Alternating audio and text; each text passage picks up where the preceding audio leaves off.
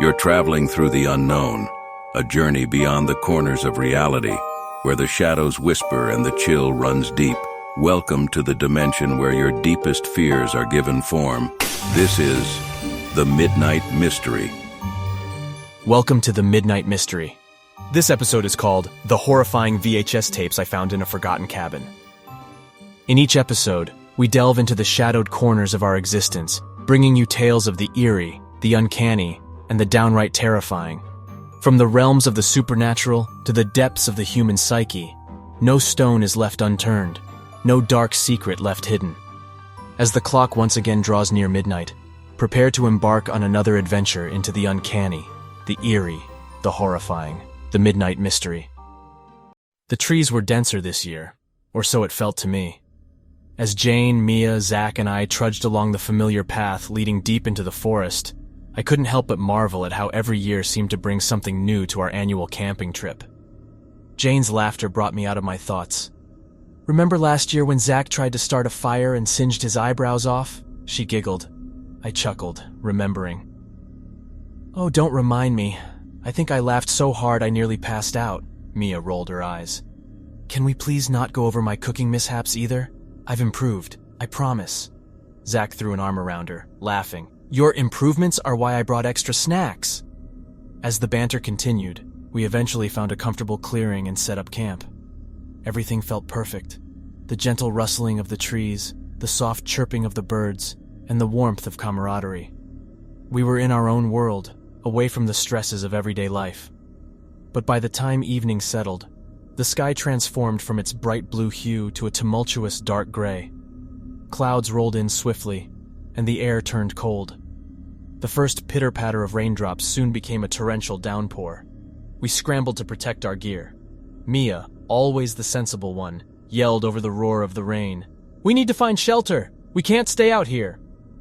Agreeing, we quickly packed our essentials and made our way deeper into the woods, hoping to find some respite. It wasn't long before Zach, shielding his eyes from the rain, pointed out, "Look, there's a cabin up ahead." It was a small rustic cabin nestled between two towering pines. Its windows were dark, suggesting it was deserted. Relief washed over me as we approached, thoughts of a dry refuge and maybe even a fireplace on my mind. Jane, after a quick knock and a peek inside, declared, "It seems empty. Let's get inside before we all catch pneumonia." Once inside, we immediately felt the warmth and protection of the cabin.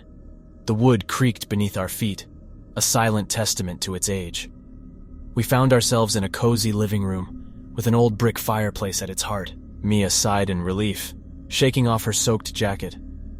"This is much better, although, who do you think this cabin belongs to?" Zach shrugged, trying to light the fireplace.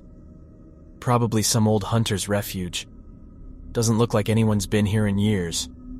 The cozy warmth of the cabin was in stark contrast to the storm raging outside. Zach, never one to sit still for too long, began exploring the cabin. The dim lighting made the corners of the room seem mysterious, filled with shadows of forgotten memories. "Hey, look what I found!" Zach called out, lifting a dusty box from beneath an old wooden table. Jane leaned over, her eyes squinting at the contents. "VHS tapes? Haven't seen these in years." Mia, wrapping herself in a blanket, said, "We used to have a bunch of those at my grandma's place. Old family videos. It's sort of nostalgic." I walked over and picked up one of the tapes, running my fingers over the handwritten label. It read, March 5th. The rest of the tapes were similarly labeled, each bearing a different date.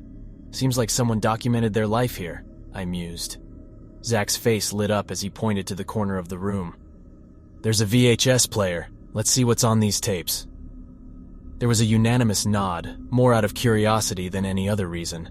It felt like we were about to dive into someone's personal memories, which, under any other circumstance, would have felt intrusive. But the storm and the mysteriousness of the cabin got the better of our judgment. The first tape showed a robust man, probably in his early 50s, with a rugged beard and kind eyes. "Hello there," he began a bit awkwardly. "I'm Martin. Figured I'd start documenting my life here in the cabin. Retirement gift to myself." He chuckled.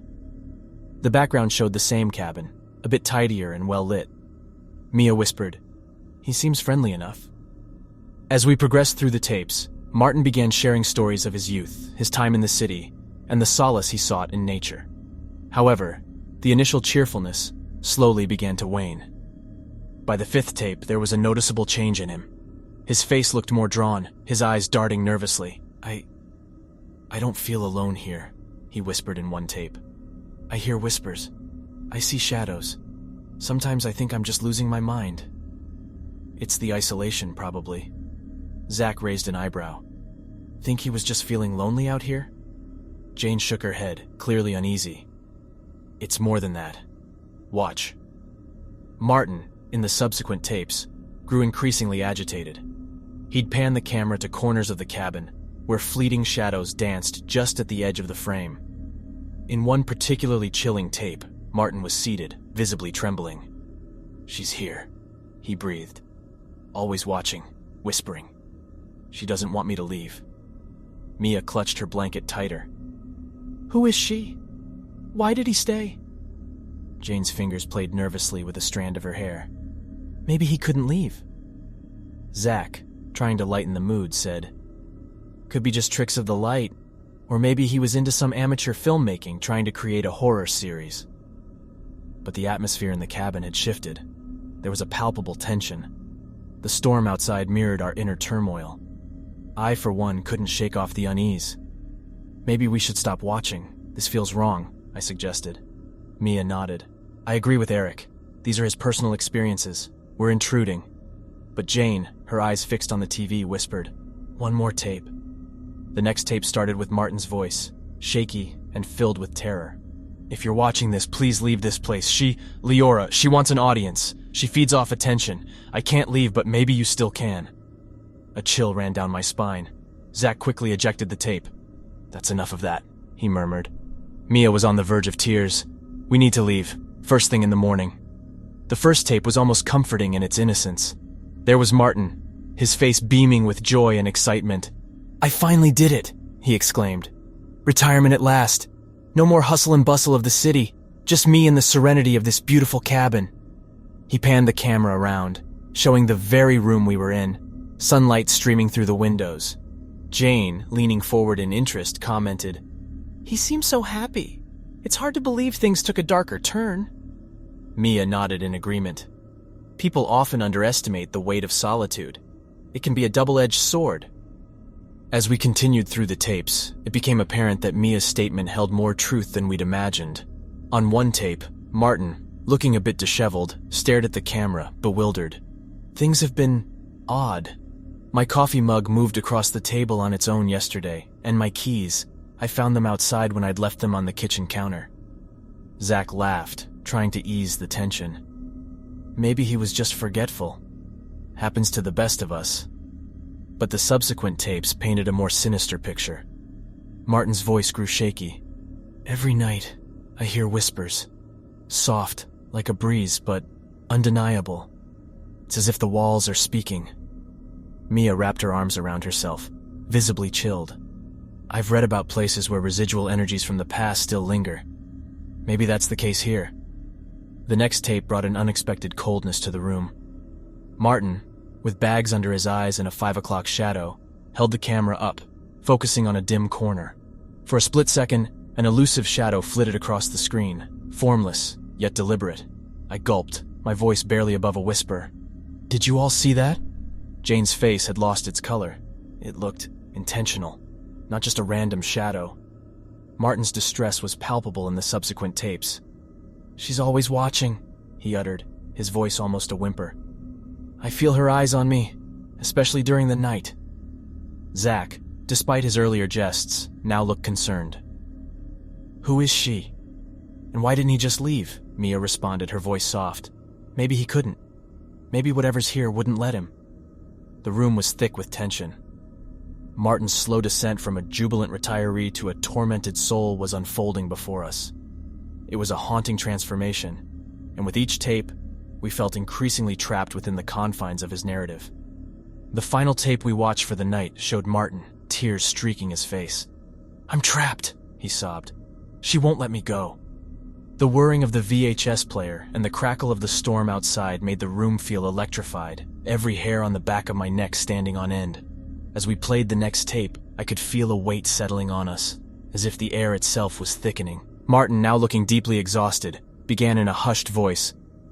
"I've heard whispers among the locals about this cabin. At first, I dismissed them as just stories, folklore to keep the curious away. But now..."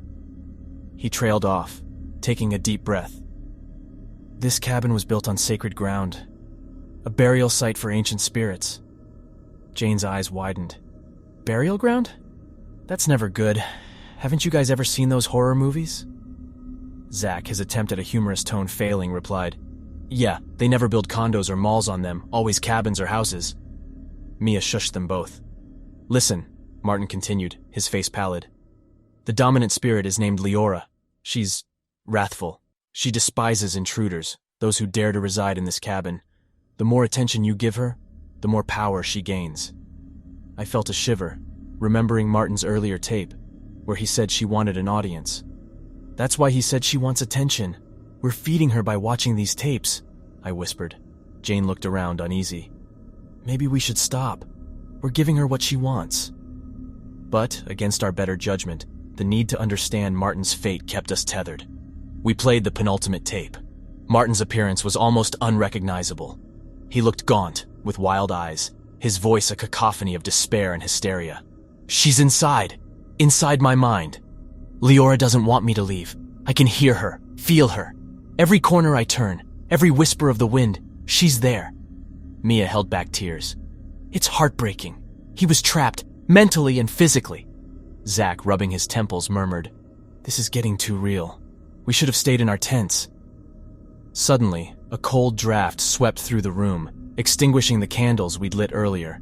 We all jumped, turning to each other for some semblance of comfort. Jane, her voice quivering, said, "This isn't right. We need to leave first thing in the morning." "I agree," Mia whispered, hugging herself. "But for now, we need to stick together. Maybe we should try to get some sleep." The thought of sleep in that cabin, after witnessing Martin's torment, seemed impossible. But fatigue from the day and the emotional turmoil from the tapes soon weighed us down. We decided to sleep in the living room together. Safety in numbers, or so we thought. The storm outside seemed to mirror our internal chaos. Every gust of wind, every creak of the cabin felt like Leora's whisper, reminding us of her presence. We sat huddled together, our surroundings drenched in a silence that was occasionally broken by the roar of the storm outside. My fingers gripped the edge of the blanket tightly, as if that could ward off the unease that had settled over us. Jane, however, exhaled loudly, rolling her eyes. "Come on, guys. It's clear that Martin was going through something psychological. Isolation can do that to a person. And these tapes? Probably his way of coping." Zach, his face pale, replied, "Jane, we all saw that shadow. That wasn't just something psychological." Mia nodded. "There's a difference between someone hallucinating and capturing something on tape. We saw it. We can't deny that." I chimed in, "Look, I want to believe it was all in his head. That would make our stay here a lot less terrifying. But it's hard to ignore the evidence." Jane, ever the skeptic, huffed. "Shadows can be cast by anything. It might have been a trick of the light or maybe even something outside. This doesn't mean there's a malevolent spirit here." Zach inserted the last tape, the weight of our collective anxiety making the atmosphere thick. "Only one way to find out."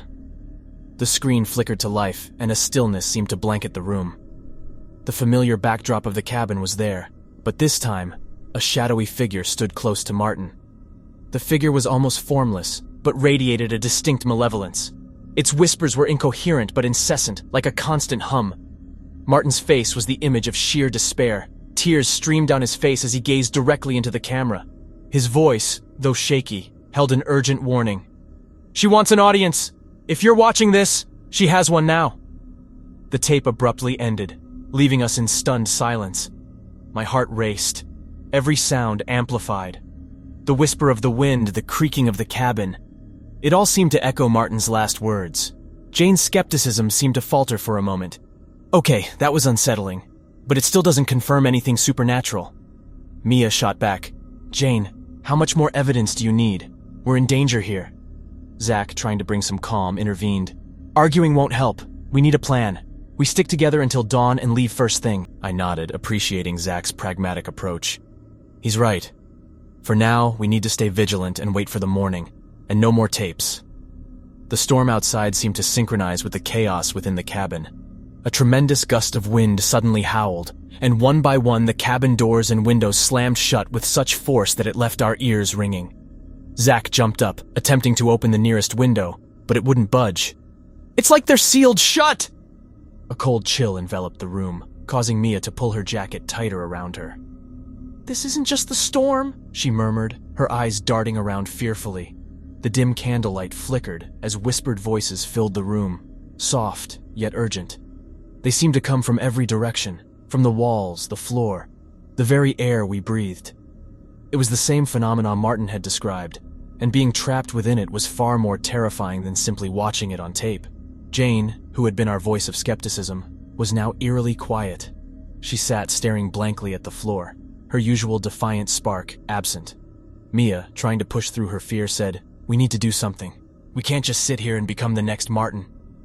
Maybe if we destroy the tapes, we can break this cycle or curse or whatever this is."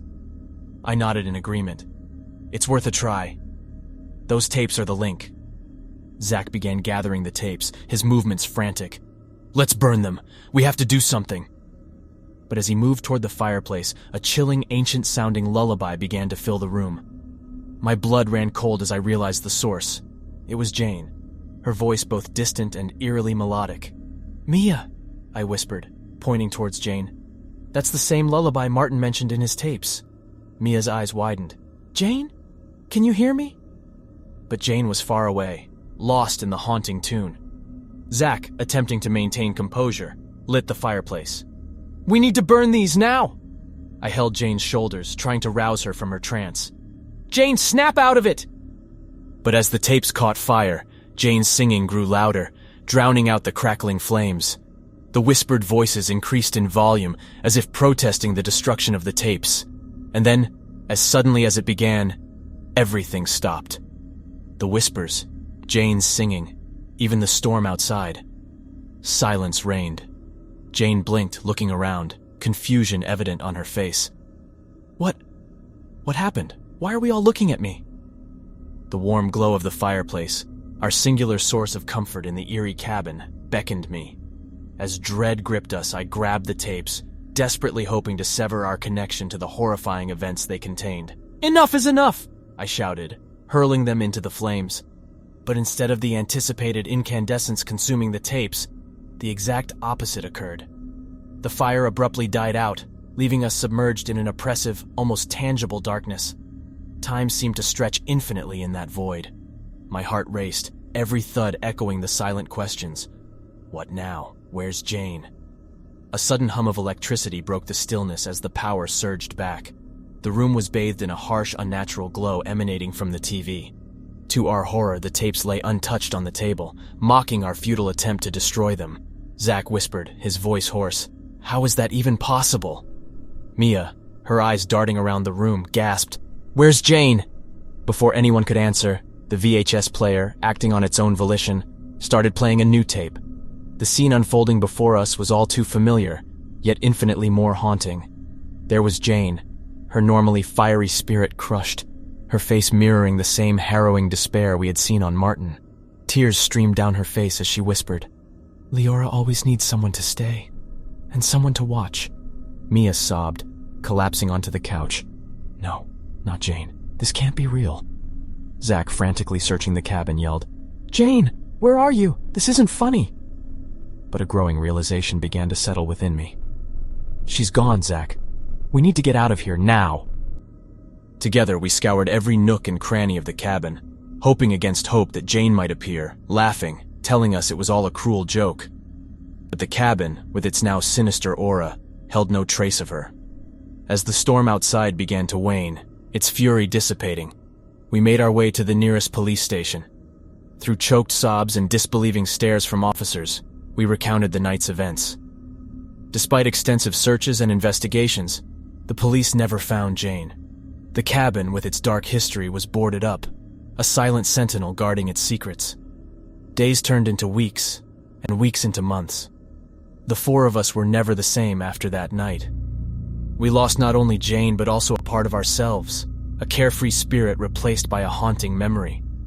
the image of Jane's distressed face, her whispered words about Leora, would forever be etched in our minds, serving as a grim reminder of the price of curiosity and the malevolent forces that lay beyond our understanding. I hope you enjoyed our episode. I'd like to extend a heartfelt thanks to you, our brave listeners. Your presence in this shared journey into the unknown is what fuels our stories. Your fascination is our motivation. Did this episode send chills down your spine? Then leave your comments, your thoughts and theories, your own midnight mysteries. Your feedback is the beacon that guides us through the uncharted territories of our stories. And if you haven't already, remember to subscribe to our channel. By joining the Midnight Mystery family, you won't miss out on a single chilling tale. As a subscriber, you'll be the first to know when a new episode lurks around the corner, ready to pull you back into the shadowy depths of the unknown. This is the Midnight Mystery signing off, leaving you with a simple reminder. When the clock strikes 12, fear the silence, for that's when our tales come to life. Good night, Midnight listeners. And remember, not all who wander into the dark are lost.